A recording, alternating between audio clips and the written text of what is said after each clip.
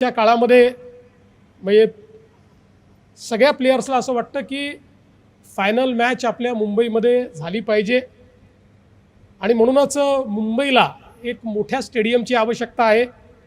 त्या संदर्भात आशिषजी असतील आम्ही सगळे प्रयत्न करतोय।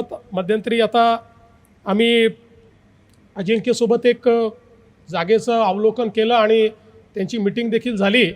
एक अतिशय चांगली जागा आम्ही आता जवळपास शोधून काढली आहे की जिला खूप मोठी कनेक्टिव्हिटी आहे।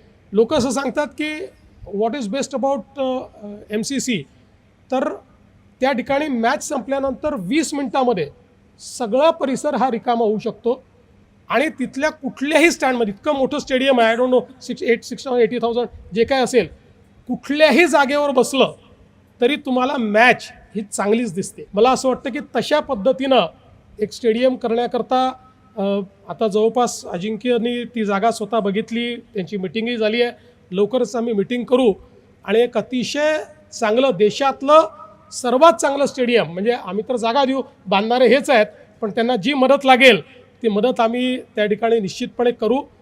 पण एक गोष्ट निश्चित सांगतो, आपण किती स्टेडियम बांधले तरी वानखेडे इज वानखेडे। क्रिकेटचं आयकॉनिक स्टेडियम हे जन्मभर वानखेडेच राहील।